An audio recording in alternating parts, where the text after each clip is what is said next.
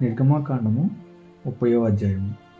మరియు ధూపము వేయుటకు నీవు ఒక వేదికను చేయవలెను.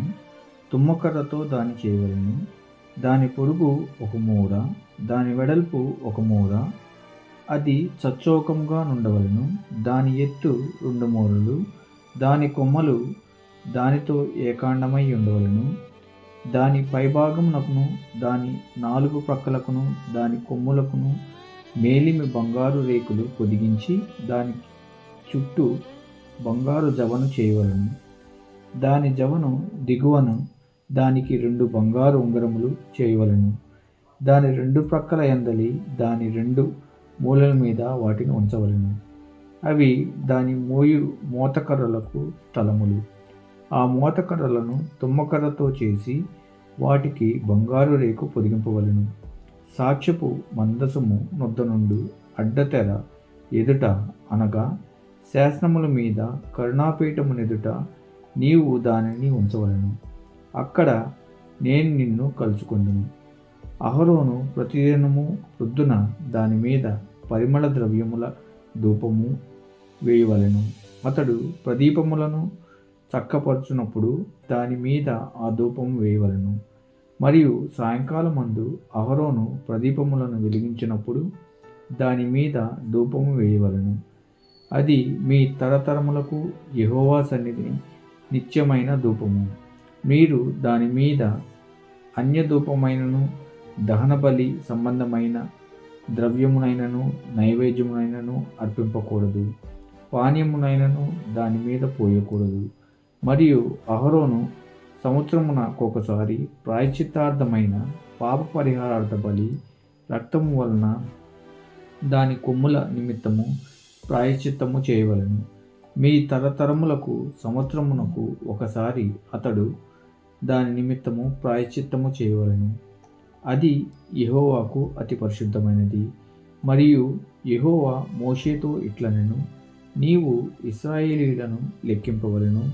వారు లెక్కింపబడు వేళకు ప్రతివాడు యెహోవాకు తన ప్రాణ పరిక్రయ ధనము నిచ్చుకొనవలెను. అలాగు చేసిన యెడల నీవు వారిని లెక్కించినప్పుడు వారిలో ఏ తెగులును పుట్టదు. వారు ఇయ్యవలసినది ఏమనగా లెక్కింపబడిన వారిలో చేరు ప్రతివాడును పరిశుద్ధ స్థలము యొక్క తులమును బట్టి 1/2 తులము ఇయ్యవలెను. ఆ తులము 20 చిన్నములు. ఆ 1/2 తులము యెహోవాకు ప్రతిష్ఠాపనము.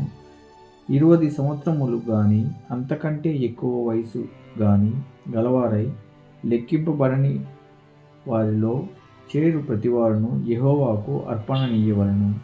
అది మీ ప్రాణములకు పరిక్రయధనముగా నుండినట్లు యెహోవాకు అర్పణ ఇచ్చినప్పుడు ధనవంతుడు ఆ 1/2 తులము కంటే ఎక్కువ ఇయ్యకూడదు. బీదవాడు తక్కువ ఇయ్యకూడదు. నీవు ఇశ్రాయేలీయుల యొద్ద నుండి ప్రాయశ్చిత్తార్థమైన వెండి తీసుకొని ప్రత్యక్షపు గుడారము యొక్క సేవ నిమిత్తము దానిని నియమింపవలెను. మీకు ప్రాయశ్చిత్తము కలుగునట్లు అది యెహోవా సన్నిధిని ఇశ్రాయేలీయులకు జ్ఞాపకార్థముగా నుండును. మరియు యెహోవా మోషేతో ఇట్లనెను, కడుక్కొనుటకు నీవు ఇత్తడితో దానికొక గంగాళమును ఇత్తడి పీఠమును చేసి ప్రత్యక్షపు గుడారమునకు బలిపీఠమునకు నడుమ దానిని ఉంచి నీళ్లతో నింపవలెను. ఆ నీళ్లతో అహరోనును అతని కుమారులను తమ చేతులను కాళ్లను కడుక్కొనవలెను. వారు ప్రత్యక్షపు గుడారంలోనికి వెళ్ళినప్పుడును సేవ చేసి యెహోవాకు హోమధూపము నర్పించుటకు బలిపీఠం వద్దకు వచ్చినప్పుడును తాము చావక ఎండునట్లు నీళ్లతో కడుక్కొనవలెను. తాము చావక ఎండునట్లు తమ చేతులను కాళ్లను కడుక్కొనవలెను. అది వారికి అనగా అతనికిని అతని సంతతికిని వారి తరతరములకు నిత్యమైన కట్టడగా నుండును. మరియు యెహోవా మోషేతో ఇట్లనెను, నీవు ముఖ్యమైన సుగంధ సంభరములతో పరిశుద్ధ స్థల సంబంధమైన తులము చొప్పున అచ్చమైన గోపరసము 500 తులములను, సుగంధములు గల లవంగిపెట్ట సగము అనగా 250 తులముల ఎత్తును, నిమ్మగడ్డి నూనె 250 తులముల ఎత్తును లవంగి పెట్ట 500 తులములను, ఒలీవ నూనె, సంబారమును, 3 పళ్ళను తీసుకొని వాటిని ప్రతిష్టాభిషేక తైలము అనగా సుగంధ ద్రవ్య మేళకుని పని అయిన పరిమళ సంబరముగా చేయవలను. అది ప్రతిష్టాభిషేక తైలమగును.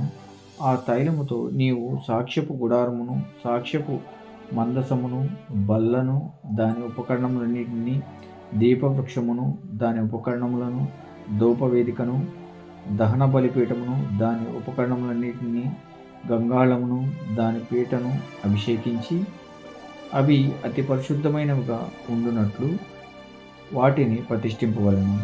వాటిని తగులు ప్రతి వస్తువును ప్రతిష్ఠితమగును.